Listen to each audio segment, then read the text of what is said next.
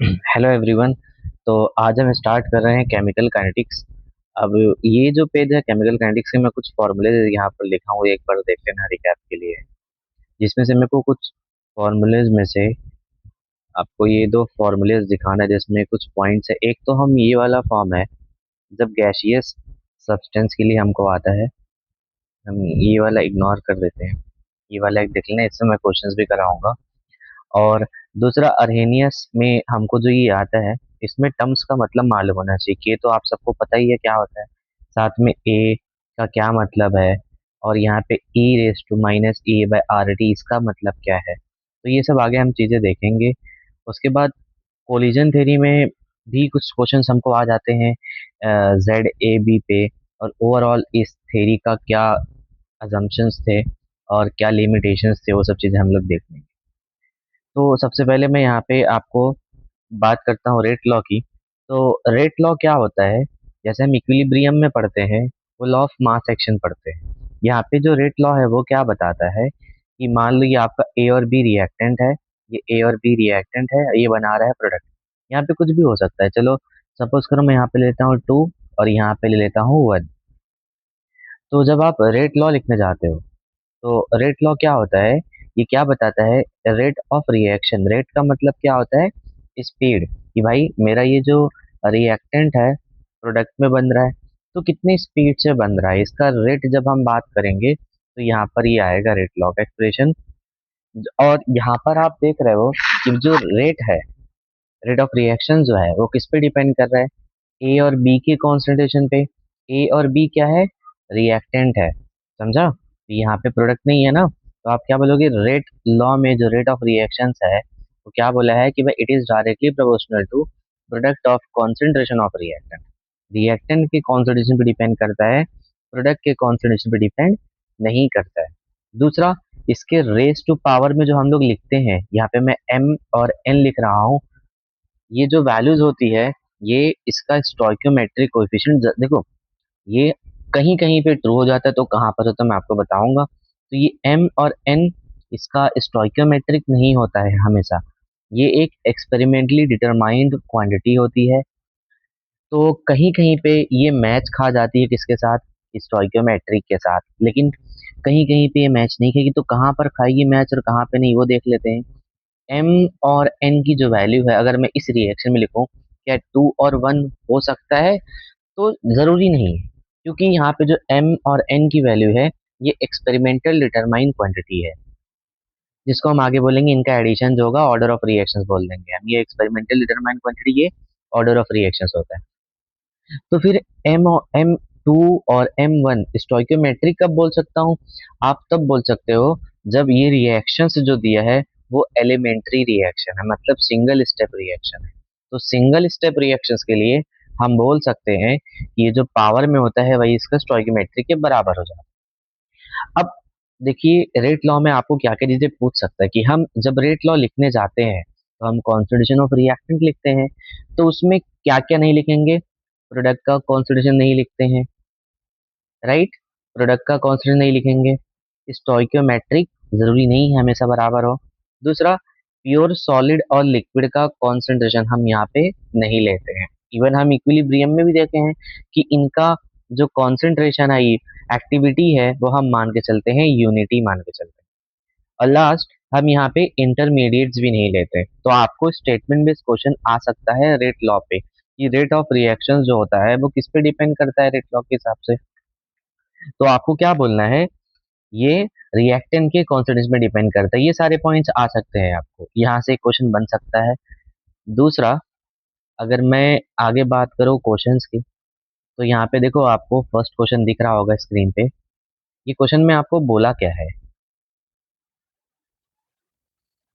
यहाँ पे बता रहा है कि भाई एक रिएक्टेंट है ए, ये बना रहा है प्रोडक्ट, एक रिएक्शन दिया है, और यहाँ पे आपको दूसरा रिएक्शन दिया हुआ है। इसमें बता रहा है both the reactions are started at 10 AM। ये आपको टाइम बता रहा है कि 10 बजे दोनों रिएक्शन इस टाइम पे स्टार्ट हुए। Rate of this reaction at 10 10 बज के 10 मिनट पे, मतलब 10 मिनट में आप बोल सकते हो, ये 10 बज रहे थे और यहाँ पे 10 बज के 10 मिनट। मतलब 10 मिनट में। अब जब हम रेट मेजर किए दोनों का, तो दोनों का रेट क्या हो रहा है, सेम हो रहा है, ये याद रखो। 10 मिनट में जब आप रेट मेजर किए सेम आ रहा है। आपको इसकी वैल्यूज दिया हुआ है, ये वैल्यू दिया हुआ है, और आपको बोला है concentration of A at 10.10 am is this. आपको 10:10 पे जो कॉन्सेंट्रेशन दिया है ए का वो भी दे दिया है। बता रहे what is the first order rate constant. आपको बता दिया है कि किसको फॉलो कर रहा है, फर्स्ट ऑर्डर को फॉलो कर रहा है, तो उसका आप रेट कांस्टेंट बता दो। इस रिएक्शन का ए के बारे में बात की है। तो अगर आप यहाँ पर देखो, तो रेट, पहले आप रेट लिख लो। तो जो ए का रेट होगा वो कैसे हो जाएगा, के ए, यहाँ पे मैं कुछ भी लिख सकता हूँ, लेकिन अभी बोल रहा है वो फर्स्ट ऑर्डर है, तो आप इसको क्या मान लो, वन। राइट, ये वन मान लो। अब देखो आपको इसमें पूछा गया, मैं कैसे क्वेश्चन आगे प्रोसीड करता हूँ वो देखो। आपको पूछा है के रेट कांस्टेंट, तो हमको मालूम क्या क्या होना चाहिए बताओ। अगर अपने को के मालूम करना है तो हमको भाई इस रिएक्शन का रेट मालूम होना चाहिए और कॉन्सेंट्रेशन मालूम होना चाहिए। अब अपने को कॉन्सेंट्रेशन दिया है, राइट, कॉन्सेंट्रेशन कितना दिया है, 10:10 पे, ये कॉन्सेंट्रेशन दिया है। और क्या रेट होगा वो कैसे निकाल सकते हो, बताओ, निकाल सकते हो क्या। हमको कॉन्सेंट्रेशन दे दिया है, हमको निकालना क्या है, रेट। एनी हाउ अगर मैं रेट फाइंड आउट कर लिया तो मैं के की वैल्यू निकाल सकता हूँ। समझा। तो अब यहाँ पर कुछ तो हिंट दिया है कि भाई दो रिएक्शंस जब 10:10 हो रहे थे, इन दोनों के रेट बराबर थे, तो क्या मैं दोनों के लिए रेट लिख सकता हूँ, दो अलग अलग इक्वेशन का। तो इन टर्म देखो, यहाँ पे बी आर वाला वर्ड दिया है, तो बी आर के टर्म में लिख लूंगा इसका रेट, और वहां पे ए वाला। तो अगर मैं फर्स्ट वाले रिएक्शन के लिए रेट लिखूं तो क्या हो जाएगा, माइनस डी, या तो आप डी के फॉर्म में लिख लो या डेल्टा के फॉर्म में लिख लो, वो इस इंस्टेंटेनियस होता है और ये एवरेज होता है। तो यहाँ पे d A by, sorry, delta A by delta t, ये हो जाएगा रेट ऑफ रिएक्शन। आपको रेट ऑफ रिएक्शन जब लिखते हो तो उसका स्टोइकोमेट्रिक भी हम 1 अपॉन में लेते हैं, ये याद रखना, समझा, रेट ऑफ रिएक्शन ऐसे फॉर्म में जब हम लिखते हैं तो। अब उसके बाद देखो, ये फर्स्ट का हो गया रेट, और अगर हम सेकंड के लिए जाएंगे तो क्या आ जाएगा, in terms of B R लिखना है तो माइनस, देखो, डेल्टा बी आर का कॉन्सेंट्रेशन, change in concentration B R minus का, और टाइम। लेकिन ये रेट ऑफ रिएक्शन नहीं है, ये रेट ऑफ डिसअपियरेंस है। रेट ऑफ रिएक्शंस कब होगा, जब हम उसका स्टोइकियोमेट्रिक डिवाइड में ले ले, ये लिखने का तरीका होता है, आई गेस आप लोग को पता होगा ये। तो यहाँ पे आ जाएगा 1/5, यहाँ पे बाय डिफॉल्ट वन वन ही था, इसलिए 1/1 ही लिख रहा हूँ। इस केस में रेट ऑफ रिएक्शन और रेट ऑफ डिसअपियरेंस दोनों बराबर है। अब आपको ये दोनों रेट आ गया, बता रहा है कि 10:10 पे दोनों का रेट बराबर है, तो क्या मैं लिख सकता हूँ, R1 बराबर होगा R2 के। तो यहाँ पे देखो आपको यहाँ से क्या मिल जाएगा, R2 कितना है, क्या आपको पता है। अगर R2 मालूम पड़ गया तो R1 मिल जाएगा, और मेरे को R1 मिल गया तो मैं यहाँ से ये तो पता ही, ये निकाल सकता हूँ। तो इनडायरेक्टली हमको निकालना क्या, R1। तो देखो R2 कैसे आएगा, R2 क्या होता है, -1/5 delta B R minus delta t. अब आप क्वेश्चन में देखोगे आपको क्या दिया हुआ है, क्वेश्चन में जब आप देखोगे तो देखो आपको तो ये दिया हुआ है, डिस अपीयरेंस कितना है, 2 × 10⁻⁴। तो यहाँ पे लिख दो, ये तो अपने को मालूम है, 2 × 10⁻⁴। जब इसको कैलकुलेट करेंगे, अच्छा ये माइनस हम हटा देंगे, न्यूमेरिकल जब सॉल्व करेंगे, माइनस इंडिकेट क्या करता है, क्योंकि यहाँ से भी माइनस माइनस कैंसिल हो जाएगा, माइनस हम हटा देंगे। माइनस इंडिकेट क्या करता है कि भाई रिएक्टेंट का कॉन्सेंट्रेशन डिक्रीज हो रहा है टाइम के साथ साथ, समझा। तो यहाँ पर क्या आ जाएगा अब, समझा, क्योंकि ये साइड भी माइनस होगा और माइनस माइनस कैंसिल हो जाएगा, तो मैं लिख नहीं रहा हूँ। तो यहाँ पे क्या आ जाएगा, इसको जब आप सॉल्व करोगे तो ये वो सॉल्व करेंगे तो आएगा 0.4। तो इसको मैं पॉइंट शिफ्ट कर दूं, 4 × 10⁻⁵ लिख देता हूँ, ये रही है। तो ये आया हमारा R1, दैट इज रेट, जब कितने टाइम हो रहे थे, 10:10 हो रहे थे, और इस पे आपको एक का कॉन्सेंट्रेशन दिया है, तो यहाँ से हम के निकाल सकते हैं। के क्या आ जाएगा बताओ, 4 × 10⁻⁵ और यहाँ पे क्या जाएगा 10⁻⁻1 कॉन्सेंट्रेशन दिया था, तो क्या जाएगा सॉल्व करोगे 4 × 10⁻⁻4। देखो आंसर भी आपका यही है, यहाँ पे दिया हुआ है।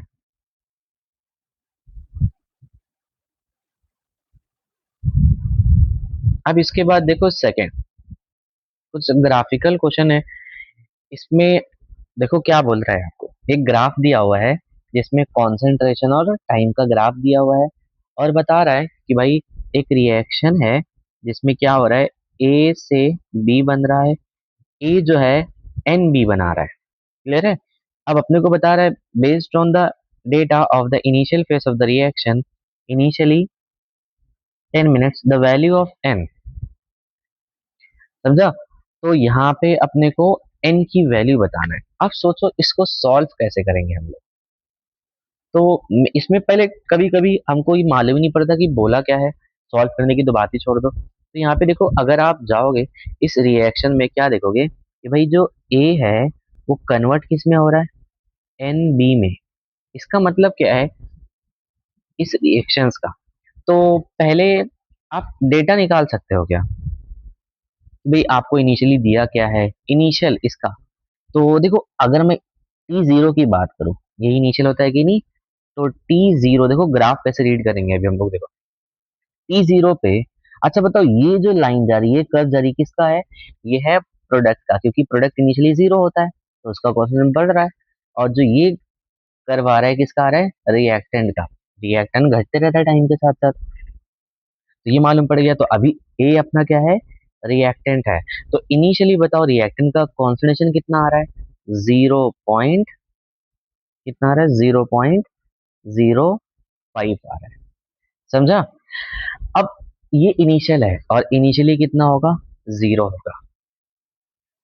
अब देखो यहाँ पे हम लोग कैसे लिखते हैं, ये अब क्वेश्चन को करोगे कैसे, आपको ही बता क्या रहा है कि भाई देखो अपने को क्या देखना है, initial phase of the reaction initially 10 minutes वाले अपने को देखना है। तो 10 मिनट्स में जब आप देख लो तो क्या हो जाएगा, कुछ ना कुछ तो ये जाएगा, तो ये बनाएगा ये। तो अब ऐसे केस में क्या होता है, अगर हम अज्यूम कर ले, ये ऐसे क्वेश्चंस को इवन इक्विलिब्रियम में भी एक्सप्लेन कर रहा हूं मैं ये, कि आप कैसे करो। अब रिएक्शन के बारे, इसमें जो क्वेश्चन में दिया उसका डेटा मत देखो, अब अपने हिसाब से अज्यूम कर लो कि कितना बना होगा, एक्स बना होगा, राइट।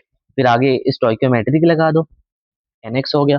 तो ये कितना बचा होगा, 0.05 माइनस एक्स, स्टोइकोमेट्रिक यही हो जाएगा। और यहाँ पे एनएक्स बना है, ये आ गया कि नहीं। ये ऐसे हम लिखते हैं। क्यों, देखो अगर आप डायरेक्टली करोगे ना, वैसे तो हम ग्राफ से ये लिख सकते थे कि 10 मिनट बाद कितना बचा है कितना बना है, वो लिख सकते हैं, लेकिन उससे कुछ फायदा नहीं होगा, मैं भी आपको बता दूंगा वो भी। लेकिन अगर ऐसे लिखोगे तभी क्वेश्चन मालूम पड़ेगा, क्योंकि अपने को एक्चुअल में मालूम क्या करना है, एन मालूम करना है। तो एन कैसे आएगा मैं यहाँ पे बता रहा हूँ, देखो अब क्वेश्चन में क्या बता रहा है, ये तो हमारे हिसाब से हो गया, राइट। ये तो क्या हुआ, हमारे हिसाब से हुआ। अपने को मालूम क्या करना है, एन कैसे करेंगे, देखो ये मैं बताता हूँ। अब देखो 10 मिनट पे रिएक्टेंट कितना है, तो 10 मिनट पे रिएक्टेंट कितना आ रहा है, 0.04। मतलब ये जो वैल्यूज है, यहाँ पर जो आपको वैल्यू दिया हुआ है ये वाली, ये किसके बराबर आ गया, 10 मिनट पे रिएक्टेंट 0.05, ये आ गया 0.04। तो एक्स की वैल्यू कितनी आ जाएगी, 0.01, राइट। तो यहाँ से मिल गया एक्स की वैल्यू। अच्छा एक्स की वैल्यू हमको मिल गया। अब बताओ ये जो एन एक्स है, ये एन एक्स वही है ना कि 10 मिनट में कितना बना है, क्योंकि एक्स मिल गया, अगर मेरे को ओवरऑल मिल जाएगा तो मैं एन निकाल सकता हूँ कि नहीं, मेरा मोटिव वही है, मेरे को एन ही तो निकालना है। तो कैसे करेंगे, देखो अप्रोच देखो क्वेश्चन का। अगर मैं यहाँ पे अब हम बता सकते हैं कि नहीं ग्राफ से कि प्रोडक्ट कितना होगा 10 मिनट में, देखो 10 मिनट में प्रोडक्ट कितना होगा, 0.03। कितना बना होगा बोलो, 0.03। मतलब ये जो एनएक्स बना है वो क्या आ जाएगा, 0.03 किसके बराबर हो जाएगा, एन एक्स के बराबर हो जाएगा। तो यहाँ से एन की वैल्यू कितनी आ जाएगी, क्योंकि अपने को एक्स की वैल्यू पता है ना, यहाँ से हम निकाल लिए 0.01, तो यहाँ से एन की वैल्यू आ जाएगी 3। तो यहाँ पे आपको आंसर दे दिए। अब देखो कभी कभी क्या होगा ना, ये इवन क्वेश्चन हम देख के हम समझ नहीं पाएंगे कि भाई क्वेश्चन में बोला क्या है, आगे बढ़ने की तो बात ही छोड़ दो। तो ऐसे क्वेश्चन में आप खुद सोचो अप्रोच क्या होना चाहिए था। अगर मैं यहाँ पे बनाता, देखो अगर मैं ऐसा कुछ लिखता कि भाई मान लो ये ए है, ये बना रहा है एन बी। अच्छा आप थोड़ा ये सोचो, यहाँ पे हम लोग बोले, अगर मैं बोलूं कि भाई ये गया कितना है 0.01, कितना गया है देखो, ये अभी कितना है, अगर मैं, चलो ये मैं क्या बोलना चाहता हूँ मैं आपको बताता हूँ। ये 0.05 था, ये इनिशियली जीरो था, तो ये कुछ ना कुछ बना होगा, वो अपने को मालूम नहीं, ये तो इनिशियली टी जीरो पे था। अगर मैं टी 10 पे बोलूं, 10 मिनट पे, तो अब कितना बचा ये 0.04। तो आप बोलोगे कि भाई ये 0.05 था, 0.04 बचा है, तो गया कितना होगा 0.01 गया होगा। तो अब आपको लगेगा कि भाई इतना गया है, राइट। तो ये क्या होता है, तो हमको लगेगा ये देखो गलतियां हमें करेंगे, ये आ गया इतना, और हमारे हिसाब से ये पहले, ये तो मैंने बता दिया इतना बना होगा प्रोडक्ट। तो क्या ये ऐसा होता है, जैसे मैं बोल दूं अगर ए, मैं क्या बोलना चाहता हूँ आपको यहाँ से समझाता हूँ, ए 2B बना रहा है, ये कितना बना रहा है 2B, इसका मतलब क्या होता है, इसके 1 मोल से ये 2 मोल बन रहा है, कितना बन रहा है 2 मोल बन रहा है। तो मान लो ये अभी 0.05 बचा है, तो कितना गया होगा, तो आपको लगेगा भाई 0.5 गया होगा, लेकिन गलत हो कि नहीं, क्यों बताओ, एक से जब दो बनता है तो 0.5 गए होगा तो कितना बना होगा बोलो, 1 बना होगा कि नहीं।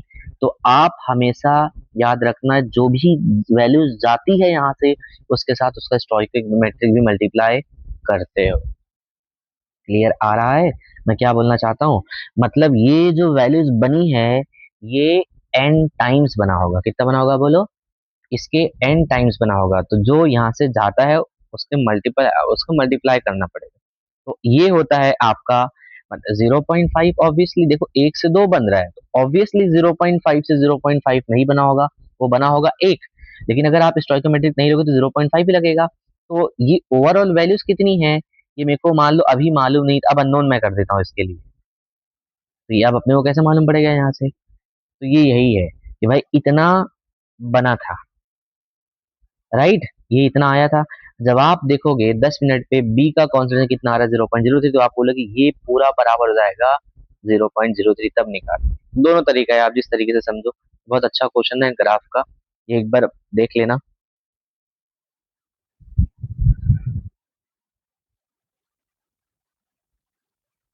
उसके बाद ये भी ग्राफ का एक क्वेश्चन है, देखो इसमें क्या दिया हुआ है अपने को,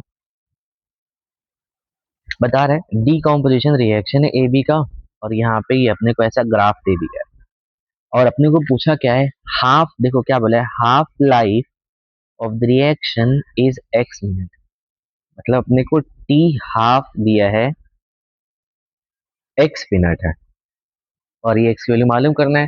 तो इनडायरेक्टली अपने को मालूम करना है टी हाफ, क्या मालूम करना है टी हाफ। बताओ आपको क्वेश्चन में कुछ भी दिया है क्या ग्राफ के अलावा, नहीं। तो आपको सब किससे करना है, ग्राफ से ही करना है। बस ये बता रहा है कि ए बी जो है इसका क्या है डीकॉम्पोजिशन, मतलब ये कुछ तो प्रोडक्ट बनाएगा डिकम्पोज होके, राइट। इससे ज्यादा इन्फॉर्मेशन कुछ भी दिया है नहीं दिया है। तो आप कैसे जाओगे, अब सोचो, बताओ मुझे।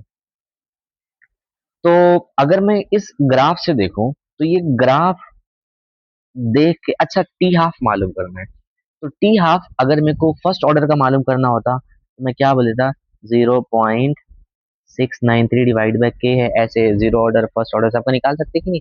तो यहाँ पे अगर मेरे को टी हाफ निकालना है, मेरे को क्या मालूम होना चाहिए कि भाई तुम किस ऑर्डर का पूछ रहे हो, ये रिएक्शन कौन से ऑर्डर का है। तो ये कैसे मालूम पड़ेगा, ये रिएक्शन कौन से ऑर्डर का है, तो ये आपको देखना पड़ेगा ग्राफ के नेचर पे। बताओ, कॉन्सेंट्रेशन वर्सेस टाइम का ग्राफ जो होता है ऐसे कब आता है।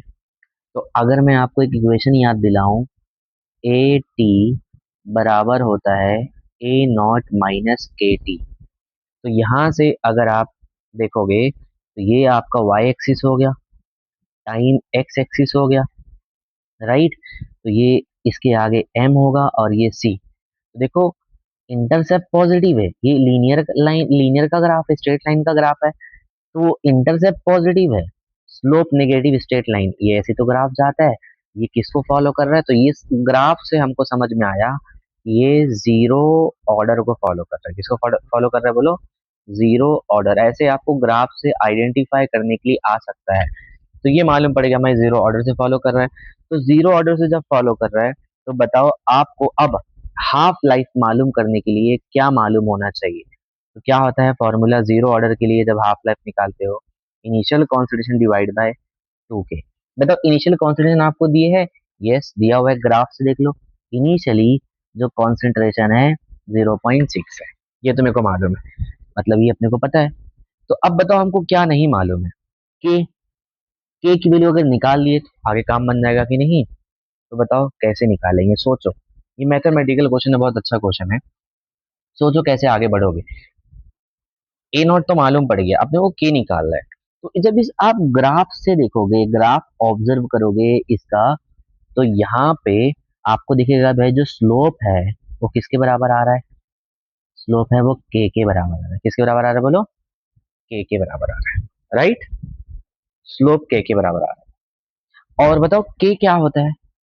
ये जो के है, बताओ अगर के मालूम पड़ गया, सॉरी मतलब स्लोप मालूम पड़ गया तो मेरे को के मिल जाएगा। अब बताओ स्लोप निकालते कैसे हैं? स्लोप ये बता सकता है स्लोप कैसे निकालते हैं? याद आ रहा है y2 y1 हम लोग करते थे 10th में। y2 minus y1 x2 minus x1। तो आपको ये दो कोऑर्डिनेट ले लो। मैं ये वाला कोऑर्डिनेट लूंगा और ये वाला दो, सॉरी दो पॉइंट लूंगा। इसमें देखो ये वाली x, ये हो जाएगा x1 और ये हो जाएगा y1। ऐसे जब यहाँ पे आएंगे तो ये हो जाएगा x2 और ये हो जाएगा y2। तो ये y2 y1 आप मान लो। तो इसको सॉल्व करो, जब सॉल्व करोगे तो आपको क्या आएगा? स्लोप मिल जाएगा। स्लोप इज नथिंग बट के। तो यहाँ पे के रख दो, आगे वैल्यू सॉल्व हो गई। तो ये एक बार याद रखना है, ऐसे क्वेश्चन बन सकते हैं, ये इंपॉर्टेंट है। समझा? इसको करोगे तो आपको फाइनल आंसर कितना आ जाएगा? 10 आ जाएगा।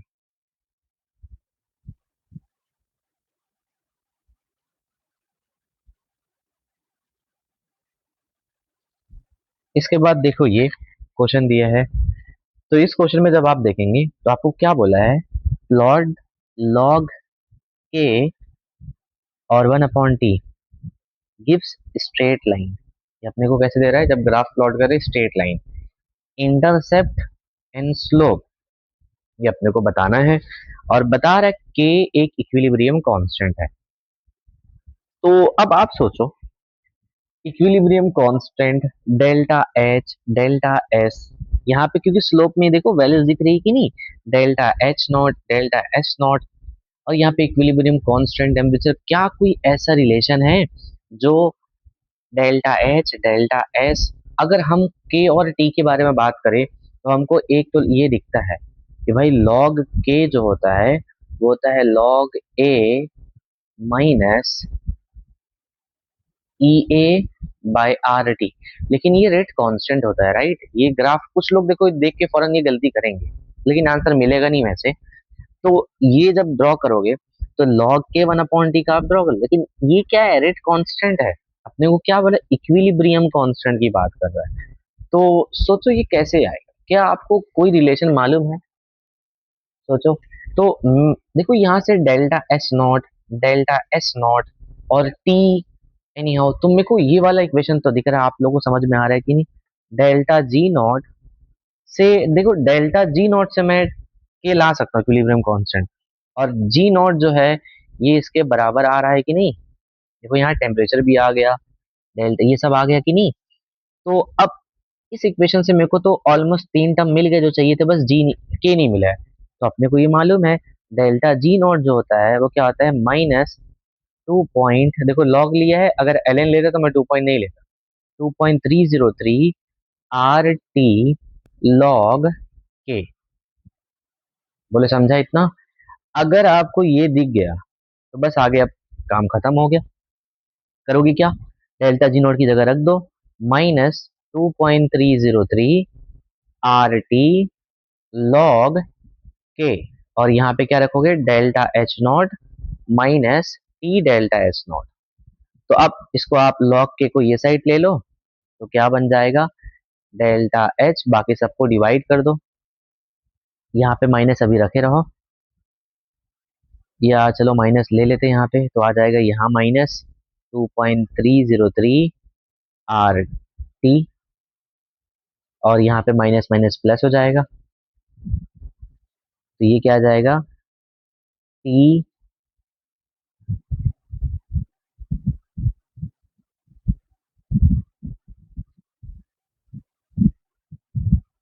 एक मिनट। हम्म, तो यहाँ पे क्या आ जाएगा, टी एज इट इज होगा, और नीचे क्या आ रहा है, 2.303 आर टी, तो ये इससे टी से टी कैंसिल हो गया, तो बताओ क्या बन जाएगा, delta S 2.303 R minus delta H naught 2.303 R T. अब देखो तुमको ग्राफ किसका ड्रॉ करना है, लॉग के और 1/t, तो ये कैसा ग्राफ बनेगा, ये वाई एक्सिस, ये पूरा एक्स एक्सिस, तो ये क्या आ जाएगा, इतना स्लोप हो जाएगा कि नहीं, तो स्लोप किस में आ रहा है, पहले इंटरसेप्ट ले लो, इंटरसेप्ट ये हो जाएगा, तो इंटरसेप्ट ये दिया हुआ है, और यहाँ पे स्लोप आ जाएगा, समझा। तो ऐसे करके अपने को क्वेश्चंस करना है।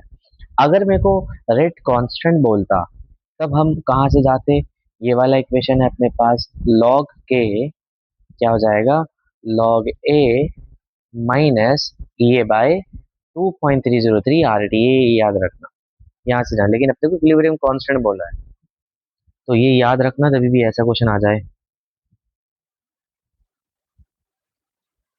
यहाँ पे देखो अपने को क्या दिया हुआ है, ये भी क्वेश्चन, सारे क्वेश्चन इंपॉर्टेंट है, आप इसको अच्छे से कर लोगे, आपके जो मेन मेन टॉपिक्स है जहाँ पर फंस सकते हो वो क्लियर हो जाएगा। बाकी इजी इजी क्वेश्चन तो आप लोग के लिए केमिकल काइनेटिक्स के तो कर ही सकते हैं। आपको बोला क्या है, at 27 degree Celsius in presence of catalyst activation energy is lowered by, मतलब कैटलिस्ट की वजह से एक्टिवेशन एनर्जी 10 से डिक्रीज हो गई। ऑब्वियसली कैटलिस्ट का काम भी यही होता है कि वो क्या करता है, एक्टिवेशन एनर्जी को कम करता है।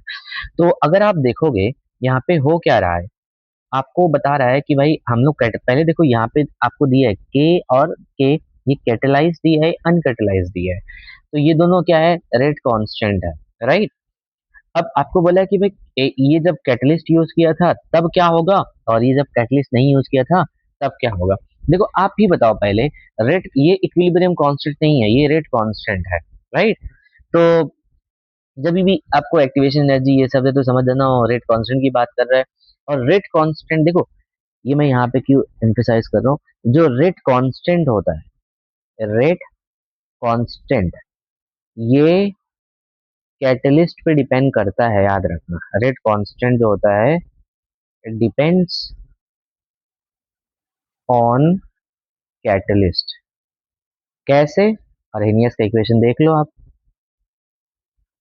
माइनस ये बाय आर टी, जितना एक्टिवेशन एनर्जी कम होगी उतना ही रेट कांस्टेंट की वैल्यू ज्यादा होगी, क्लियर है। तो लेकिन इक्विलिब्रियम कांस्टेंट जो होता है वो कैटलिस्ट पे डिपेंड नहीं करता है, ये याद रखना है।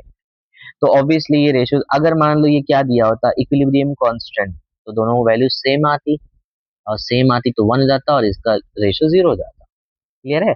लेकिन अब इस बार ये रेट कांस्टेंट है, ये लेना ही अपने को, जब तक अगर बोल दिया होता ये भाई वैसे ही इसमें क्या एक्टिवेशन एनर्जी वो सब चीजें आ रहा है, तो समझ रेट कांस्टेंट की बात कर रहे हैं। इवन अगर बोल दे, अगर ऐसा केस आ जाए कि भाई अपने को लॉग K1 K2 का रेशियो बताओ जब ये कैटेलाइज अनकैटेलाइज, और वहां पे बता देगा कि भाई ये इक्विलिब्रियम कांस्टेंट है, तब देख लेना, चेंज तो होता नहीं, लेकिन यहाँ पे K की वैल्यू चेंज होगी। तो ऐसे केस में आपको कैसे क्या करोगे, देखो टेम्परेचर आपने चेंज किया है क्या, नहीं किया है। देखो हम रेट कांस्टेंट को चेंज कर सकते हैं, कैसे, या तो कैटलिस्ट का यूज कर लो या तो टेम्परेचर। जब कैटलिस्ट का यूज आप करोगे तब रेट कांस्टेंट क्या हो जाता है, बढ़ जाता है। दूसरा, टेम्परेचर के बढ़ाने पे भी रेट कांस्टेंट बढ़ जाता है। तो जब भी ये वेरिएशन आता है कि रेट कांस्टेंट चेंज हुआ ऑन चेंजिंग इधर टेम्परेचर और एक्टिवेशन एनर्जी, हम रेट कांस्टेंट जब चेंज होता है तो ये इक्वेशन लिखते हैं, लॉग K2 K1, यहाँ पे आता है, ये जो है यहाँ पे मैं आपको बताऊंगा, अभी मैं नहीं लिख रहा हूँ, यहाँ पे डेल्टा एच हम लोग लिखते हैं 2.303 आर, 1/T1, 1/T2 और यहाँ पे लिखते हैं डेल्टा एच। ये कब लिखोगे आप? जब, ये याद रखो, ये कब लिखोगे? जब आपको बोलेगा कि भाई टेम्परेचर चेंज करने पे रेट कांस्टेंट की वैल्यूज में क्या चेंजेस हुई है, तब ये यूज करोगे। वहां पे कैटलिस्ट का यूज नहीं किया है। लेकिन जब कैटलिस्ट का यूज करेगा और दूसरा याद रखना, टेम्परेचर चेंज नहीं करेगा, तब क्या हो जाएगा? देखो, ये कैटलिस्ट का यूज किया, एक्टिवेशन एनर्जी चेंज होगी तो ये भी चेंज होगा। तो लॉग K2 K1 क्या हो जाता है पता है? EA2 minus EA1 2.303 RT। इसमें देखो टेम्परेचर सेम रखा है, तब ये यूज करोगे। लेकिन अगर मान लो तीसरा कंडीशन, उसने कैटलिस्ट भी यूज किया और टेम्परेचर भी चेंज कर दिया, मतलब कैटलिस्ट की वजह से एक्टिवेशन एनर्जी भी इसकी चेंज हो जाएगी और टेम्परेचर भी चेंज हो जाएगा, राइट? तो दोनों जब चेंज होगा तो आप सेपरेटली दोनों के लिए क्या लिखो? लॉग के लॉग ए माइनस EA1/R T1। ऐसे अलग अलग दो इक्वेशन लिख के आप सॉल्व कर लेना। समझा? तो ये याद रखना, ये हम कब यूज करते हैं? जब कैटलिस्ट यूज नहीं किया है। No catalyst use. अगर आप कैटलिस्ट यूज नहीं कर रहे हो तो उसकी एक्टिवेशन एनर्जी क्या होगी? एक्टिवेशन एनर्जी सेम होगी, क्योंकि एक्टिवेशन एनर्जी टेम्परेचर चेंज करने पे चेंज नहीं होती है। एक्टिवेशन एनर्जी किस पे डिपेंड करती है? ये डिपेंड करती है, एक तो नेचर ऑफ रिएक्टेंट, आगे मैं डिस्कस करूंगा। दूसरा डिपेंड करता है ये कैटलिस्ट पे डिपेंड करता है। ये कभी भी टेम्परेचर पे डिपेंड नहीं करेगा। इसलिए टेम्परेचर जब चेंज करते हो, एक्टिवेशन एनर्जी में कोई चेंजेस नहीं होती है, इसलिए हम नॉर्मल लिखते हैं ऐसे। लेकिन जब आप टेम्परेचर फिक्स कर दिए और कैटलिस्ट यूज कर रहे हो, तब एक्टिवेशन एनर्जी चेंज होगी। क्या चेंज होगी वो देख लो इस इक्वेशन। तो इस इक्वेशन में आप लिखो, इसमें रखोगे। देखो आपको बता रहा है कितना से चेंज हुआ है, एक्टिवेशन एनर्जी में कितने चेंज हुआ है? 10 से। तो आप डायरेक्टली यहाँ पे लिख दो 10। तो ये चेंज इन एक्टिवेशन एनर्जी कितनी है? 10। आपको टेम्परेचर दिया है 300, आर दिया है, तो यहाँ से K1 दिया होगा, K2 निकाल लेना। ये इसका तो रेशियो पूछा है, ये तो और इजी है। तो यहाँ से सॉल्व कर लोगे ये क्वेश्चन। उसके बाद ये ग्राफ देखो, ये क्वेश्चन देखो, बहुत अच्छा है। आपको समझ में नहीं आएगा करना क्या है यहाँ पे, ये देख लो पहले। आपको बता रहे ए से D is an endothermic reaction occurring in 3 step. 3 steps में हो रहा है, ए से बी, बी से सी और सी से D. All 3 steps are elementary. Which of the following graph would represent correct? तो यहाँ पे पोटेंशियल एनर्जी का है, ये वाला वाई एक्सिस है पोटेंशियल एनर्जी का है, और ये रिएक्शन प्रोग्रेस का है। अब देखो, आपको क्वेश्चन में क्या बोला है? ए से बी जब जाओगे तो डेल्टा, इस रिएक्शन के लिए जो डेल्टा एच है पॉजिटिव है। इसका मतलब क्या है? डेल्टा एच पॉजिटिव कब होगा? जब एंथैल्पी ऑफ बी ज्यादा होगी एंथैल्पी ऑफ ए। हम डेल्टा एच, किसी भी रिएक्शन का डेल्टा एच कैसे लिखते हैं बताओ?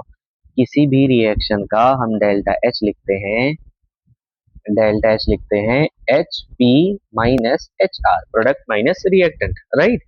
तो यहाँ पे जब आप देखोगे तो इसके लिए प्रोडक्ट क्या है? बी। तो बताओ इसका जो डेल्टा एच है वो आप कैसे लिखोगे? H B minus H A. अच्छा, मैं क्यों करूँ, पहले मैं आपको ग्राफ दिखाता हूँ। देखो, आपको ये ग्राफ की शक्ल देखना है और बताना है कि कौन सा ग्राफ सही हो सकता है इस रिएक्शंस के लिए। कौन से रिएक्शंस के लिए? ये रिएक्शंस के लिए। अब आप सोचोगे भाई कैसे आगे प्रोसीड करेंगे? वैसे बताने का क्या है, आप लोगों ने देख लिया आंसर क्या है, लेकिन अब एक्सप्लेनेशन देखो कि कैसे हम लोग बताएंगे, क्या अप्रोच होना चाहिए हमारा, और क्या तरीका है भाई इस क्वेश्चन को सॉल्व करने का, क्या और दूसरा तरीका कुछ होगा वो मैं आओ साथ में डिस्कस करूंगा यहाँ पे आके। तो देखो, सबसे पहले यहाँ पे जब आप देख रहे हो तो ये बताओ, इस ए से डी बनने में, ए से डी जब बन रहा है तो रिएक्शन कैसे है? एंडोथर्मिक है। कैसे है बोलो? एंडोथर्मिक है। ए से जब डी बन रहा है तो ये कैसे है? एंडोथर्मिक। मतलब डी की एनर्जी अगर मैं बोलूँ एच डी माइनस एच ए, तो ये पॉजिटिव होनी चाहिए। तो उसके लिए एच डी की एनर्जी ज्यादा होना चाहिए किससे? एच ए से। क्लियर है ये याद रखना है। तो ये आपका ए होगा, ये डी होगा, ऐसे चेक करना है। तो डी की ज्यादा है, इसमें दिख रहा है, देख लो। ऐसे ही जब आप चेक करोगे तो ऑलमोस्ट आपको सब में लग रहा है कि भाई डी की ज्यादा है। तो यहाँ से तो जा नहीं सकते। तो अब स्टेप बाय स्टेप आगे बढ़ो, ए से बी। अच्छा बताओ, ए से डी बनाना है, ये कुछ स्टेप्स है। तो बताओ, ए से डी जब बना, तो जब रिएक्शंस को मैं ऐड करूंगा तो बी भी कट जाएगा, सी सी कट जाएगा, तो जो बीच में एक में बन रहा है दूसरे में फॉर्म हो रहा है, एक में बन रहा है दूसरे में फॉर्म हो रहा है, इसको क्या बोलते हैं, इंटरमीडिएट। तो ग्राफ में हम इंटरमीडिएट कहाँ पे दिखाते हैं, किसी को पता है? ग्राफ में इंटरमीडिएट कहाँ दिखाते हैं? तो ये पॉइंट्स होता है, this is first intermediate, this is second intermediate, right. ये इंटरमीडिएट होता है, ये क्या होता है बोलो? इंटरमीडिएट, इंटरमीडिएट होता है, इंटरमीडिएट होता है। ये रिएक्टेंट होता है, ये प्रोडक्ट होता है। तो ये क्या होता है? Transition state, transition state, transition state. जितने स्टेप्स में जाता है उतना ही ट्रांजिशन स्टेट बनता है। 3 स्टेप्स में गया, 3 ट्रांजिशन स्टेट बनाया। ये पहले आपको मालूम होना चाहिए, राइट। अब देखो, ए से बी जब जाओगे तो पॉजिटिव आ रहा है, मतलब बी की एनर्जी ज्यादा होनी चाहिए ए से। आओ देखते हैं, देखो, this is B, right, this is B, C, ऐसे मैं सारे ग्राफ में बना लेता हूँ, यहाँ पे एक नहीं बना। तो देखो, बी की एनर्जी ज्यादा है, इस अगर फर्स्ट पॉइंट देखूं, बी की एनर्जी ज्यादा होगी ए से। देखो इस ग्राफ से बी की ज्यादा है ए से, मतलब यहाँ सही गया। आगे आ जाओ, बी से सी नेगेटिव आ रहा है, इसका मतलब क्या है? बी से सी नेगेटिव आ रहा है, इसका मतलब क्या है? देखो डेल्टा एच जब मैं लिखने जाऊंगा इस रिएक्शन के लिए, H C minus H B होगा। बताओ ये नेगेटिव कब होगी? जब ये ज्यादा होगा कि नहीं? इस रिएक्शन की नेगेटिव आ रही है, इसका मतलब एच बी ज्यादा है एच सी से। बताओ इसमें ज्यादा है। देखो this is H B, this is H C, H B ज्यादा है कि नहीं एच सी से, राइट। मतलब ये भी सही आ गया, सेकंड स्टेप भी सही हो गया। थर्ड देखो, ये भी नेगेटिव है। इस देखो, जब भी एक्सोथर्मिक होता है, रिएक्टेंट की एनर्जी ज्यादा होती है। तो बताओ सी की एनर्जी ज्यादा होगी डी से, तो यहाँ पे जब हम देखेंगे, ये डी है, ये सी है, इस पर डी की एनर्जी ज्यादा है सी से, मतलब ये ग्राफ नहीं हो सकता, राइट। सेम ऐसे यहाँ आ जाओ, देखो, पहले ही याद रखना, मैं यहाँ आपको पहले लिख के एक साथ बता देता हूँ क्या क्या एनर्जीज है। बी की एनर्जी ज्यादा है ए से, फर्स्ट से हमको मालूम पड़ा। सेकंड से मालूम पड़ा बी की एनर्जी ज्यादा है सी से, और थर्ड से मालूम पड़ा सी की एनर्जी ज्यादा है डी से। ये अपने को चेक करना है अब इस रिएक्शन से। देखो, बी की एनर्जी ज्यादा है ए से, पहला स्टेप तो सही गया। दूसरा, बी की एनर्जी ज्यादा है सी से, क्या है, क्या देखो सी की एनर्जी ज्यादा है, तो ये यही गलत हो गया। तो ऐसे आपको चेक करना और आंसर क्या आ जाएगा? तीसरा, ये देख लेना है, राइट।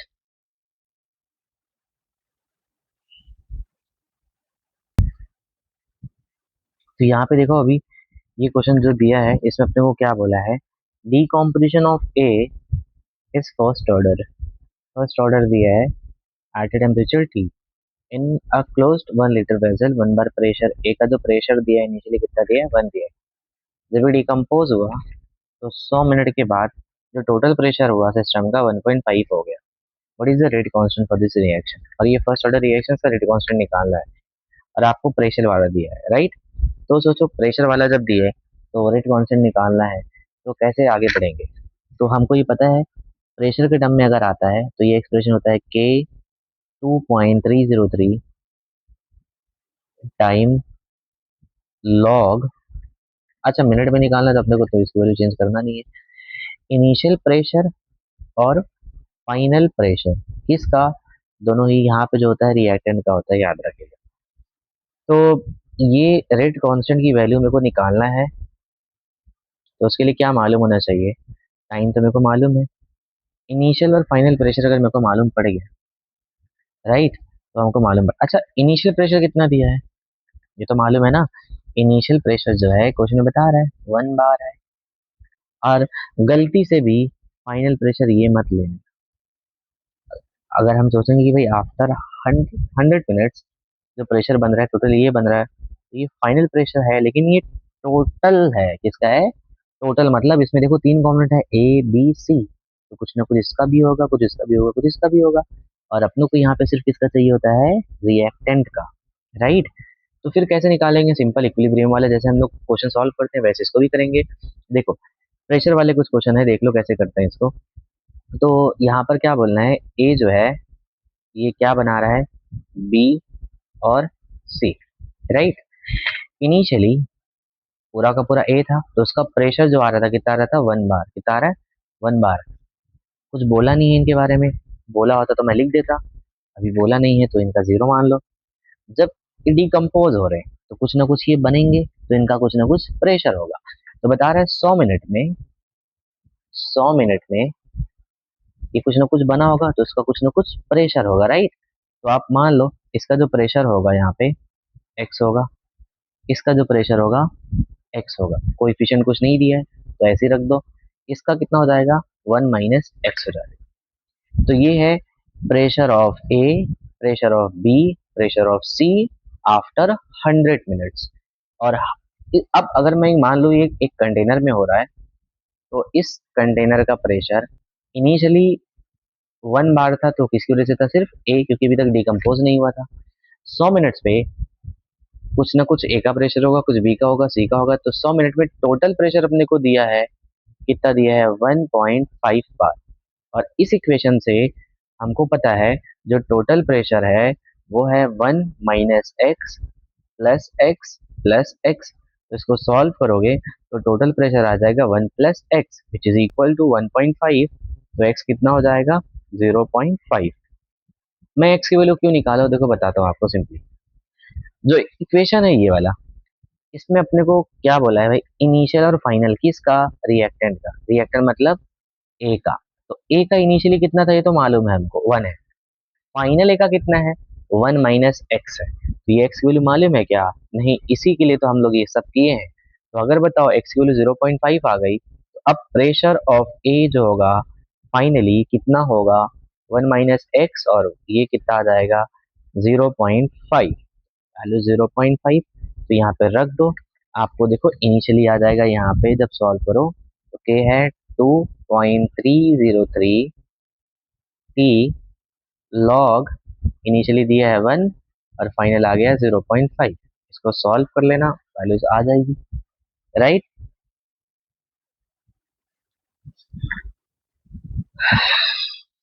और के मिनट में लाना है तो याद रखो इसके वैल्यू आपको कैंसिल करने की जरूरत नहीं है, और सिंपल है। देखो आप इसको 10 मान लो, इसको 5 मान लो, 2 जाएगा, लॉग तो 0.3 होता है, मल्टीप्लाई करना, सॉल्व कर लेना। इसके बाद देखो यहाँ पे मैंने कुछ पॉइंट्स लिखा हूँ, इससे क्वेश्चंस आ सकते हैं डायरेक्टली।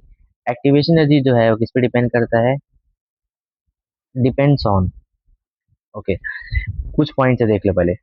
एक्टिवेशन एनर्जी टेम्परेचर पे डिपेंड नहीं करता है, ये याद रखना।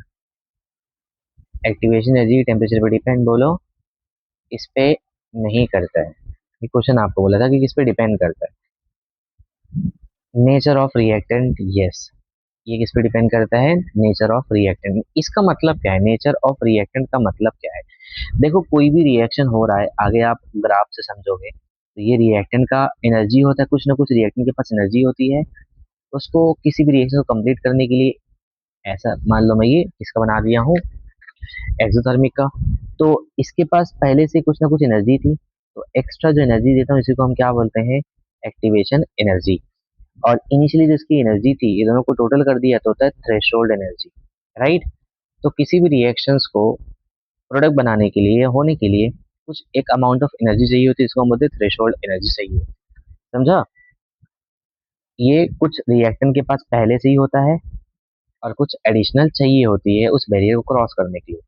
मान लो अगर जो रिएक्टेंट है वो पहले से ही हायर एनर्जी स्टेट में है, कब हायर हायर एनर्जी में कब होंगे, जब अनस्टेबल होंगे, उनके बीच का बॉन्ड वीक होगा, तो मतलब उनकी वैल्यूज यहाँ कहीं आ जाएगी इनिशियली। तो अब उनको बैरियर क्रॉस करने के लिए यही बैरियर क्रॉस करना पड़ेगा, तो उनके लिए अब एक्टिवेशन एनर्जी कम होगी कि नहीं, ये याद रखना है। तो किस पे डिपेंड करेगा, नेचर ऑफ रिएक्टेंट की, भाई उनमें इंटरमोलिकुलर फोर्स कैसा है, और भी अलग अलग चीजें हम आगे बात करेंगे। नंबर ऑफ कोलिजन पे डिपेंड नहीं करता, याद रखना। कॉन्सेंट्रेशन ऑफ रिएक्टेंट पे डिपेंड नहीं करता है, सिर्फ और सिर्फ इस पे करेगा, नेचर ऑफ रिएक्टेंट पे। तो ये याद रखने से क्वेश्चंस आ सकते हैं। इसके बाद आ जाओ ये वाला क्वेश्चन कर लेते हैं। यहाँ पे आपको बोला क्या है कि भाई ए से बी, तो इसके लिए क्या आ रहा है, K1। और जब सी से डी जा रहे हो तो क्या आ रहा है, K2 आ रहा है। रेट कांस्टेंट K1 का जो दिया है वो इस फॉर्म में दिया हुआ है अपने को, हाँ। और बता रहा है एक्टिवेशन एनर्जी जो है C D, that is E2 is 1/5 of, आप लिख लो, जो ये 2 वाला है ये क्या है, 1/5 ऑफ ये 1 है, ये अपने को क्वेश्चन से दिया हुआ है। और अपने को ये निकालना है, तो उसके लिए E1 मालूम होना चाहिए। और ये कैसे मालूम पड़ जाएगा? इस रिएक्शन से, क्योंकि ये 1 के लिए दिया हुआ है, तो यहाँ से जो भी एक्टिवेशन एनर्जी आएगी 1 के लिए। अब बताओ इस फॉर्म में जब भी आपको दे, तो ये अपने को मालूम है ना कौन सा फॉर्म होता है ये? लॉग के लॉग ए माइनस ई ए। अब ये लोग भूल जाते, इसलिए याद रखना लॉग में है तो यहाँ पे ये लेना पड़ेगा, और एल एन में होता तो 2.30 तो नहीं लेते।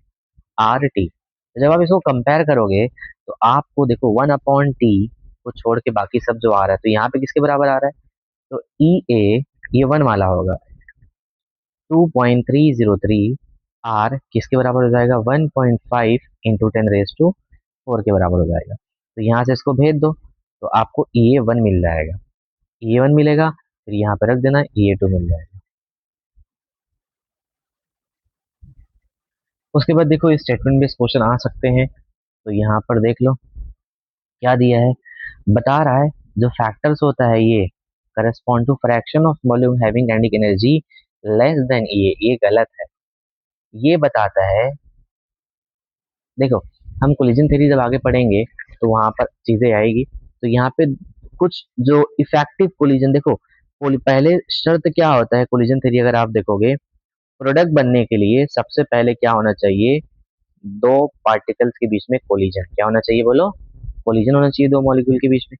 अब जैसे ही कोलिजन होगा, तो अब ये कोलिजन की वजह से प्रोडक्ट बनेगा या नहीं बनेगा, वो किस पे डिपेंड करता है?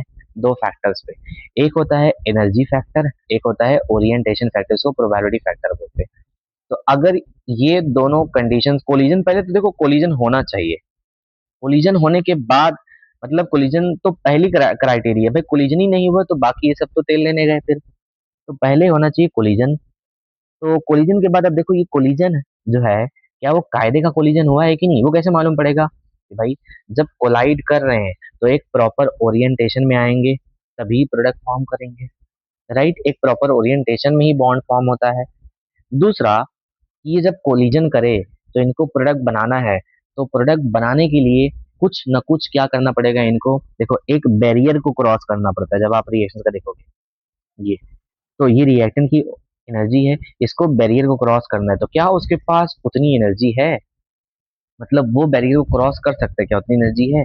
तो अगर उनके पास उतनी एनर्जी है जो उस बैरियर को क्रॉस कर सकते हैं, तब वो कोलिजन में बोलूंगा इफेक्टिव कोलिजन होगा। तो उसके पास ये दो क्राइटेरिया अगर वो फुलफिल कर रहा है, एक तो प्रॉपर ओरिएंटेशन, दूसरा बताओ वो एनर्जी, मिनिमम एनर्जी। तो ये दोनों फैक्टर अगर उसके पास है तो बोलूंगा कि भाई वो इफेक्टिव कोलिजन हुआ है। तो ये जो है ये क्या बताता है? यहाँ पे जो हम देखेंगे के बताता है ए ई माइनस ई बाय सॉरी, हाँ ए बाय आर टी। ये बताता है कि भाई कितना कोलिजन हुआ है, राइट? ये विद प्रॉपर यहाँ पे आता है ओरिएंटेशन वाला फैक्टर आ गया। ए जो होता है अगर इसको हम रिलेट करेंगे तो Z A B into P, ये बताता है कितना कोलिजन हुआ है per unit time per unit volume. ये बताता है उसमें से कितने के पास प्रॉपर ओरिएंटेशन में आए। ये बताता है कि उनमें से कितने थे जिसके पास उतनी एनर्जी है जितना चाहिए, मतलब एक्टिवेशन एनर्जी, मतलब उतना एनर्जी चाहिए ना। एक्टिवेशन एनर्जी का मतलब क्या होता है कि भाई एक्स्ट्रा कितनी एनर्जी चाहिए, तो अगर उनके पास है तो वो प्रोडक्ट बना लेंगे। तो ये बताता है fraction of molecule having kinetic energy equal और ग्रेटर देन ई ए, इसने बोला लेस देन, तो ये गलत हो। उसके बाद दूसरा बता रहा है, देखो at a given temperature lower E A faster, obviously activation energy कम होगी मतलब उनको लोअर बैरियर क्रॉस करना पड़ेगा, तो ये तो सही है। दूसरा, increase in temperature about 10 degree, ये पता है ना अपने को कि 10 डिग्री टेम्परेचर करने से रेट जो होता है डबल हो जाता है। क्यों? क्यों ऐसा होता है पता है क्या? क्योंकि फ्रैक्शन ऑफ मॉलिक्यूल जो होते हैं जिनकी एनर्जी जो होती है एक्टिवेशन एनर्जी वाली वो बढ़ जाती है। मतलब पहले मान लो 10 मॉलिक्यूल थे जिनके पास वो एनर्जी थी जो बैरियर क्रॉस कर सकते हैं, अब मान लो 15 या 20 हो गया, मतलब वो फ्रैक्शन ऑफ मॉलिक्यूल जो बैरियर क्रॉस करने के लिए एनर्जी रख रहे थे वो ज्यादा हो गए, इसलिए रेट डबल हो जाता है। तो ये भी सही है। उसके बाद क्या बता रहा है, इसका जब प्लॉट आप देख लेना यहाँ पे प्लॉट ड्रॉ करके, तो ये नहीं आएगा, तो आंसर क्या है? बी और सी। इसके बाद देखो ये एक्सपेरिमेंट्स किया हुआ है और अपने को बता रहा है कि भाई फर्स्ट जो एक्सपेरिमेंट है फर्स्ट ऑर्डर का है, 10 ml 100 मोलार सोल्यूशन ऑफ ए लिया हूँ, सेकेंड में ये लिया हूँ, और थर्ड में क्या बोला है, 100 ml 10 मोलार सोल्यूशन है, उसमें मैंने 100 ml पानी ऐड कर दिया। आपको रेट बताना है। बताओ, ए का ये बता रहा है कॉन्सेंट्रेशन, और ये बता रहा है का इतना कॉन्सेंट्रेशन, बता रहा है ये इतना कॉन्सेंट्रेशन है। ओके, तो बताओ रेट जो होता है वो किस पे डिपेंड करता है, कॉन्सेंट्रेशन ऑफ रिएक्टर पे डिपेंड करेगा। तो जितना ज्यादा कॉन्सेंट्रेशन होगा ज्यादा रेट होगा।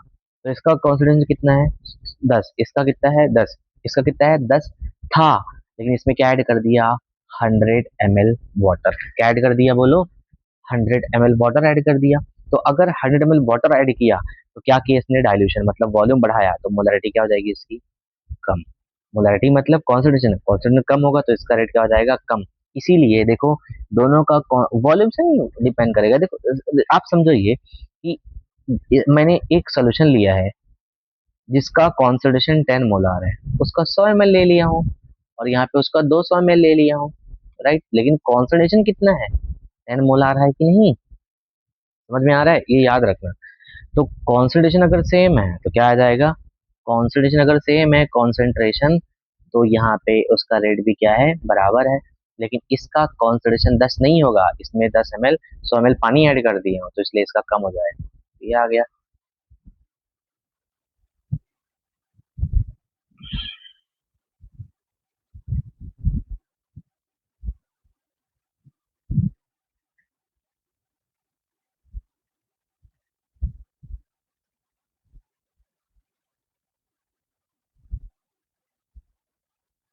अच्छा, ये कितने लोगों को लगता है, यहाँ पे भाई 100 ml है, और ये 100 ml 10 मोलर का 100 लिया हूँ, यहाँ पे 10 मोलर का 200 लिया हूँ। तो अगर आप देखो, अगर कॉन्सेंट्रेशन मेरे को कॉन्सेंट्रेशन डिपेंड करता है, एन अपॉन वी बोल दो, मतलब इसके मोल कितने होंगे, ऐसे ही कर सकते हैं। मैं अगर मिली मोल की मोल निकाल लो या मिली मोल निकाल लो, कितना आ जाएगा, 10 इंटू ये 0.1 कर दो, ml दिए लीटर कर लेते, तो ये 1 आ जाएगा इसका कॉन्सेंट्रेशन, राइट। ऐसे निकाल लो, इसके मोल कितने हैं, 100 0.1, 10 0.1, एंड m इंटू वी, और वॉल्यूम कितना दिया, 100 ml। ये आ जाएगा, इसका कॉन्सेंट्रेशन ये आ रहा है। इसका निकालो कॉन्सेंट्रेशन, तो इसके कितने मोल आ जाएंगे, 2, और वॉल्यूम ये कितना दिया, तो आप देखोगे तो ये वन बाय कॉन्सेंट्रेशन तो सेम ही है, भले ही वॉल्यूम डबल है, कॉन्सेंट्रेशन दोनों का सेम। ये देख लेना ऐसे अगर लगता है भाई। उसके बाद अपने को ऐसा क्वेश्चन भी आ सकता है कि भाई एक रिएक्शन है जो एक स्टेप में नहीं जा रहा, देखो बता रहे 3 स्टेप्स में जा रहा है, तो ये अपने को ऐसे रिएक्शंस के लिए ऑर्डर मालूम करने के लिए आ जाएगा। तो कैसे निकालेंगे ऑर्डर, तो आपको कभी भी रिएक्शन जब दिया रहे, पहले यहीं से लिख लो भाई, रेट जो होगा वो क्या आ जाएगा, A2, और ये रिएक्टेंट के कॉन्सेंट्रेशन में डिपेंड करेगा। अब ये कितना होगा वो अपने को मालूम नहीं है, तो लिख दो पीछे।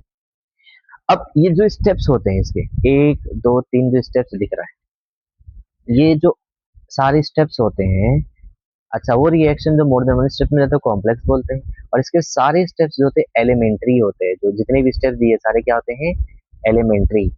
मैं क्यों बोल रहा हूँ एलिमेंट्री का क्या सिग्निफिकेंस है, उस टाइम पे आप उसका स्टोइकियोमेट्रिक बोल सकते हो, वहां पे याद है, इसका स्टोइकियोमेट्रिक बोल सकते हो, उसके पावर वाला जो था ऑर्डर वाला सेम हो जाता है।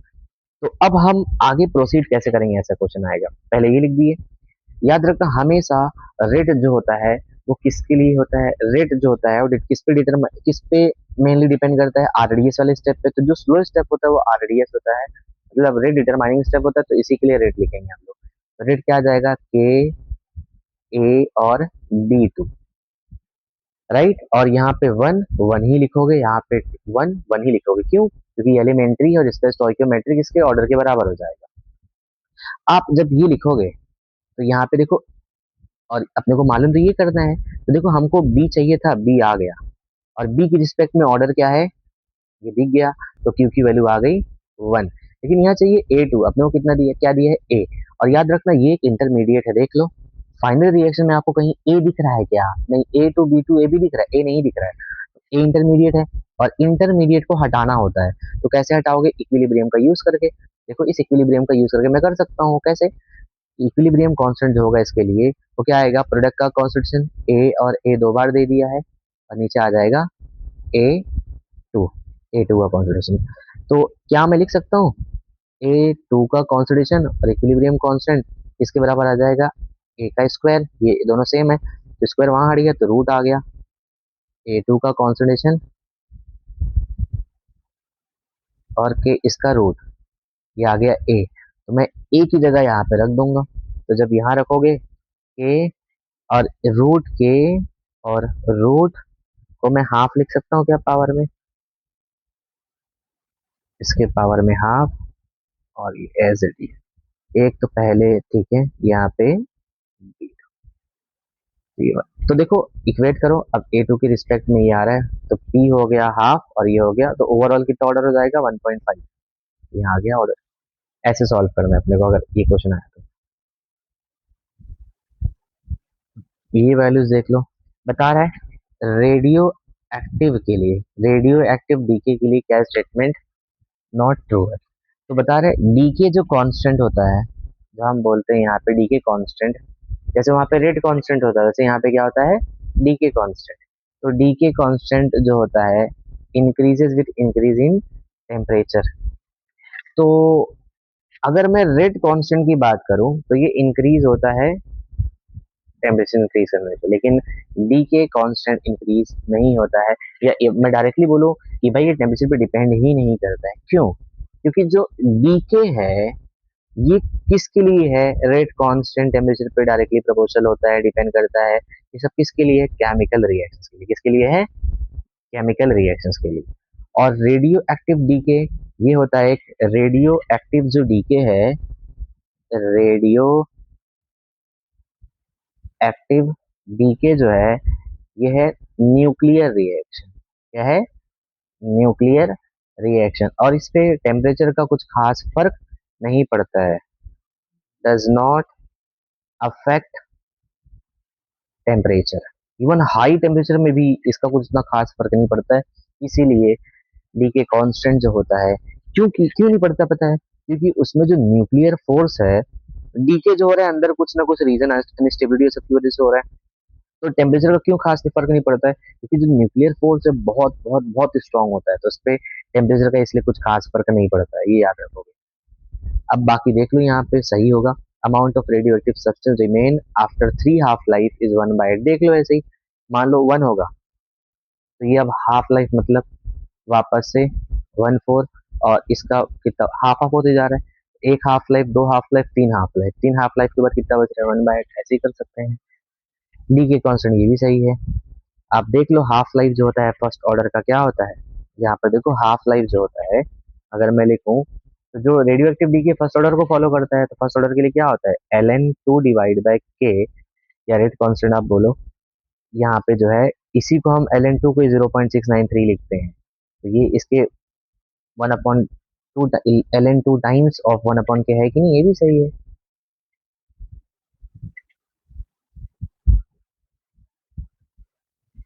इसके बाद देखो वापस से अपने को क्या दिया हुआ है, गैशियस वाला दिया है, एक बार और देख लेते ताकि प्रैक्टिस हो जाएगा हमारा।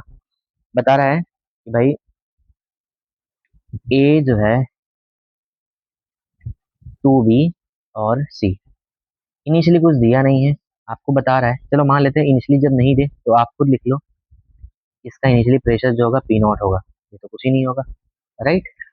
अब नहीं दिया तो लिख लेने का, 10 मिनट पे इस बता रहा है प्रेशर ऑफ द सिस्टम, मतलब टोटल प्रेशर की बात कर रही है, तो ये अब कुछ ना कुछ तो बनाया होगा, मान लो एक्स, ये कितना बनाया होगा एक्स, कोएफिशिएंट देख लो, ये 2x भूलना नहीं इसको, ये कितना बचा होगा P0 - x, कितना बचा होगा बोलो P0 - x। तो अब जो सिस्टम है उसमें इतना प्रेशर ए लगा रहा है, इतना प्रेशर बी और इतना प्रेशर सी, तो जो टोटल प्रेशर होगा इनका एडिशन ही होगा, तो टोटल प्रेशर 10 मिनट पे कितना आ रहा है P0, में डायरेक्टली सबको ऐड कर देता हूँ तो क्या आ जाएगा 2x, इससे कट जाएगा, और अपने को दिया है कि भाई ये 160 के बराबर है, राइट, ये हमको मालूम पड़ गया, लेकिन दो अननोन है, तीनों तो अपने को मालूम नहीं, तो हम एक्स नहीं निकाल सकते हैं, कोई बात नहीं, इसलिए तो अपने को इन्फिनिटी दिया हुआ है। तो आते हैं देखते हैं इन्फिनिटी से, तो अपने को क्या बोला है कि टी इनफाइनाइट क्या होता है, टी इनफाइनाइट में हम क्या मान लेते हैं कि पूरा का पूरा चले गया है, तो जो भी था वो पूरा का पूरा बन गया होगा कि नहीं, तो ये भी क्या हो जाएगा P0, ये भी क्या हो जाएगा P0, लेकिन कोएफिशिएंट लगा देना, और ये अब कितना हो जाएगा 0, पूरा का पूरा कंप्लीट। तो अब देखो, अब इसका प्रेशर ए का तो कुछ प्रेशर नहीं होगा, पूरा हट गया है, लेकिन बी और सी का होगा, बी का 2p0 और इसका p0। तो टोटल प्रेशर अब जो होगा वो किसके बराबर होगा, 3p0 के बराबर होगा कि नहीं। और ये दिया है 240, तो बताओ p0 आप निकाल सकते हो, कितना जाएगा, 80 हो जाएगा कि नहीं। अब अपने को p0 मालूम है, बताओ 2x निकाल सकते हो। तो देखो, अगर आप मैं यहाँ पर 160 को लेकर आ जाऊं तो क्या बन जाएगा बताओ, 80 माइनस, एक मिनट, ओके वहां लेकर जाते हैं, ये 2x माइनस में रहेगा, ऐसे ही कर लो, चलो कर। ये हो गया 80, तो ये आ जाएगा 80, 2x, x हो जाएगा 40। व्हाट इज x, x क्या है बताओ, x है भाई कि c इतना बना है, ये कितना बना होगा 80, ये 40, और ये कितना बचा होगा, देखो पहले 80 था, पहले कितना था 80 था। अब x निकाल दो, x कितना है 40, तो अब बचा होगा 40। अब देखो, initial pressure of a is 80, सही है कि नहीं, देखो आया, मतलब ये स्टेटमेंट सही है। अपने को पूछा इनकरेक्ट कौन सा होगा, reaction never go to completion सही है। फर्स्ट ऑर्डर जो होता है सिर्फ जीरो ऑर्डर कंप्लीशन में होता है। फर्स्ट ऑर्डर ये तो हम इनफाइनाइट टाइम पे मान रहे हैं ना, ये याद रखना। Reaction never go to completion. Rate constant of the reaction ये निकाल लेना, आप लोग निकाल लेना इसको। रेट कांस्टेंट यही गलत दिया हुआ है। बाकी देखो, अगर ये नहीं भी निकालना है भाई, एक तो इनकरेक्ट होगा, ये की पूछा था, तो ये चलो अभी लेंदी है, मान लो नहीं निकालते। आओ आगे बढ़ जाओ, ये तो सही है। Partial pressure of A after 10 minutes 40, सही बात है कि नहीं। देखो 10 मिनट्स बाद ये होगा 80 है और x 40, तो ये 40 आ रहा है, मतलब ये भी सही, तो यही गलत है। मत निकालना, डायरेक्ट भी कर सकते हो ऐसे। अब देखो यहाँ पे अपने को ऐसे क्वेश्चन आ गए हैं, तो log के 1/t, तो ये है ना log के, log a आ जाएगा e a 2.303 आर टी। तो अगर मैं इसका और 1/t का ग्राफ ड्रॉ करूं तो ये क्या है, स्लोप है, समझा। तो बताओ स्लोप किसके बराबर आ रहा है, स्लोप आ रहा है नेगेटिव में है, ठीक है, इसलिए तो यहाँ पे ऐसा जा रहा है, डिक्रीजिंग जाता है। स्लोप जो है वो आ रहा है ये के बराबर आ रहा है ना, बाकी नंबर्स में लिख नहीं रहा हूँ। तो जितना ज्यादा स्लोप होगा उतना ज्यादा एक्टिवेशन एनर्जी होगा। अब देख लो स्लोप कैसे मालूम पड़ेगा, तो यहाँ देख लो, इसका जो स्लोप है सेकंड वाले का, इसका बहुत ज्यादा है, उसके बाद टू वाले का, उसके बाद थर्ड वाले का, तो ज्यादा टू, फिर वन, फिर थ्री, आंसर आ गया। स्लोप कैसे देखते हैं, टेन थीटा से, याद रखना, तो एंगल से देख लो आप। इसके बाद आते हैं इस क्वेश्चन पे, क्या बता रहा है, ए टू बी टू मिलके टू ए बी बना दिए। ई ई ए जो है फॉरवर्ड और बैकवर्ड दोनों का दिया है अपने को, फॉरवर्ड का और बैकवर्ड का दिया हुआ है। कैटलिस्ट जो होता है लोअर कर दिया दोनों, क्योंकि कैटलिस्ट इक्विलिब्रियम पे अगर कोई रिएक्शन है तो जितने को फर्स्ट से करता है, मान लो अगर फॉरवर्ड को 10 से कर रहा है लोअर, तो बैकवर्ड को भी 10 से लोअर कर देगा। याद रखना, ये मत बोलना कि एक को कम करेगा दूसरे को ज्यादा करेगा, दोनों को लोअर कर देगा, समझा। तो यहाँ पे अगर मैं बोलूं, क्या बता रहा है कि भाई दोनों को उसने 100 से लोअर कर दिया है। और ये भी याद रखो, इसी यही काम होता है कैटलिस्ट का, एक्टिविटी को लोअर कर देता है ताकि रेट ऑफ रिएक्शन बढ़ जाए। अब देखो आगे पढ़ लो क्या बता रहा है, catalyst does not alter obviously, ये याद रखना, कैटलिस्ट जो होते हैं वो किसी भी थर्मोडायनेमिक को छेड़छाड़ नहीं करते, मतलब चाहे डेल्टा एच आ जाए, चाहे डेल्टा एस हो जाए, चाहे डेल्टा जी हो जाए, किसी भी थर्मोडायनेमिक को इनकी वैल्यूज को चेंज नहीं करते हैं।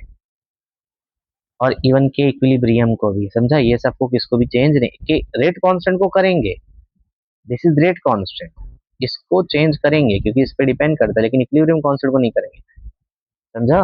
तो ये सब पे चेंजेस नहीं करते हैं। इसका मतलब क्या है, देखो डेल्टा जी और एस, तो अगर इसकी वैल्यू कोई चेंज कर रहा है, मतलब मान लो नेगेटिव है पॉजिटिव कर दिया, ये पॉजिटिव नेगेटिव मतलब स्पॉन्टेनियस को नॉन स्पॉन्टेनियस, नॉन स्पॉन्टेनियस, तो ऐसा पॉसिबल नहीं है। कैटलिस्ट जब डेल्टा जी डेल्टा एस ये सब की वैल्यूज को चेंज नहीं कर सकता, मतलब वो कभी भी किसी नॉन स्पॉन्टेनियस रिएक्शन, अगर ये नॉन स्पॉन्टेनियस है तो ये पॉजिटिव है, तो कैटलिस्ट क्या इसको नेगेटिव कर सकता है, नहीं, क्योंकि delta G delta H delta S सबकी वैल्यू को चेंज नहीं कर सकता।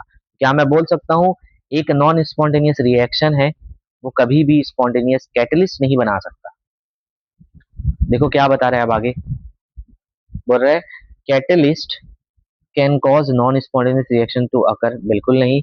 नॉन स्पॉन्टेनियस मतलब डेल्टा जी इसका क्या होगा, पॉजिटिव। क्या इसको हो करवा देगा ये, मतलब डेल्टा जी नेगेटिव करवा देगा, बिल्कुल नहीं। Enthalpy change for the reaction, ये देख लो आप चेक करके, एंथैल्पी पहले कितना था कैसे निकालोगे, एंथैल्पी जो होता है ई फॉरवर्ड माइनस ई बैकवर्ड होता है। फॉरवर्ड पहले कितना था देखो, फॉरवर्ड एंड बैकवर्ड 180 और 200, कितना था ये, -20। अब कितना आ जाएगा देखो, अब कितना होगा जब ये, तो ये 100 से देखो, फॉरवर्ड को भी 100 से डिक्रीज किया, बैकवर्ड को भी, तो फॉरवर्ड पहले 180 था, अब 80 हो जाएगा, और ये 100 200 था, अभी भी बीसी आ रहा है, तो डेल्टा जी की वैल्यू में ये है, तो ये भी गलत हो गया। Enthalpy of reaction -20। Enthalpy change for the catalyst difference from the that of enthalpy change catalyse reaction और अनकैटलाइज दोनों में अलग अलग होगा क्या, नहीं। चाहे कैटलिस्ट यूज करो या नहीं करो, डेल्टा एच की वैल्यू में कोई फर्क नहीं पड़ने वाला। तो आप, ये बहुत इंपॉर्टेंट है, कैटलिस्ट में मैं ज्यादा एम्फोसाइज क्यों कर रहा हूँ, इस पे क्वेश्चंस बन सकते हैं। अब आगे आपको क्या बता रहा है, ये टेम्परेचर डिपेंडेंट रेट कांस्टेंट का Arrhenius equation hold true only for elementary homogeneous, ये गलत है। ये होमो एलिमेंट्री और कॉम्प्लेक्स दोनों के लिए एप्लीकेबल होता है, तो ये तो गलत दे दी है। आपने को पूछा कौन सा है correct. Unit of A is same as that of k, ये सही है। देखो अगर आप देखोगे तो के जो होता है ए ई ए आर टी, तो ये तो एक नंबर हो जाएगा ना, ई एक्सपोनेंशियल वाला पार्ट। तो ए का जो भी यूनिट होगा सब किसके बराबर होगा, के। और के की यूनिट डिपेंड करती है ऑर्डर ऑफ रिएक्शंस पे, कौन से ऑर्डर का है, एट अ गिवन टेम्परेचर, ये at a lower activation energy means fast reaction, ये भी सही है। ये दोनों अरेनियस इक्वेशन में टेम्परेचर पे डिपेंड करते हैं, बिल्कुल नहीं। एक्टिवेशन एनर्जी टेम्परेचर पे डिपेंड करता है क्या, नहीं करता है। When E is greater than E A और E A become in interdependent, interdependent बोला है। आप बताओ एक्टिवेशन एनर्जी टेम्परेचर पे डिपेंड करती है क्या, नहीं करती है ना। तो एक्टिवेशन एनर्जी की बढ़ने की वजह से, एक मिनट रुक जाओ, ई ए ग्रेटर देन होगा आर टी से, जब ज्यादा हो जाएगा, तो ए और ई ए बिकम इंटरडिपेंडेंट। सोचो पहले से, ए अलग है और ई ए पूरा अलग अलग है, तो यहाँ पे इसकी वजह से इसमें कुछ फर्क आने वाला है क्या, बोलो। देखो मैं ऐसे समझा देता हूँ, अगर ये बहुत ज्यादा है, इसको आप पॉजिटिव वे में लिख लो, मतलब आर टी ई ए, इसकी वैल्यू बहुत ज्यादा है, तो बताओ क्या होगा, जब ये बहुत ज्यादा होता है तो ये वैल्यू बहुत कम होती है ना, ये कम होगी तो के और ए क्या हो जाएगा, यहाँ पे हम बोलें कि भाई ये वैल्यूज कम जा रही है, तो इसकी वजह से बताओ ए और ई ए बिकम इंटरडिपेंडेंट। तो ए तो क्या होता है, कांस्टेंट होता है, ये एक्टिवेशन एनर्जी पे थोड़ी डिपेंड करती है, तो ये दोनों वैल्यूज थोड़ी डिपेंड करिए वैसे भी नॉर्मल, तो यहाँ पे आ जाएगा बी और सी। इसके बाद ये ग्राफ है, आप ग्राफ देख लेना। यहाँ पे क्या बोला है, volume of the reaction mixture, ये एलिमेंट्री रिएक्शन है, एलिमेंट्री बोल दिया तो इसके लिए रेट लिख लो आप, क्या जाएगा ए और यहाँ पे बी, ये हुआ। एलिमेंट्री बोला तो इसका स्टोइकियोमेट्रिक ऑर्डर हो जाएगा। अब देखो वॉल्यूम को 1/3 कर दिया, वॉल्यूम जब डिक्रीज करोगे तो कॉन्सेंट्रेशन उसी फैक्टर से ऊपर में इंक्रीज होगा, मतलब कॉन्सेंट्रेशन इंक्रीज होगा बाय द फैक्टर ऑफ 3, तो इसका 3 और इसका 3 कितना आ जाएगा, 9 हो जाएगा, तो डायरेक्ट कर लेना ही। इसके बाद देखो यहाँ पे क्वेश्चन दिया है, कॉम्प्लेक्स फॉर्मेशन अपने को दिया हुआ है, चिलेटिंग एजेंट ये Fe है, इसके साथ चिलेटिंग कॉम्प्लेक्स बना रहा है, rate of formation of complex दिया है, ये देखो रेट ऑफ फॉर्मेशन दिया है फॉरवर्ड, और अपने को दिया है डिसअपियरेंस मतलब बैकवर्ड दिया है, और के एस पूछा है।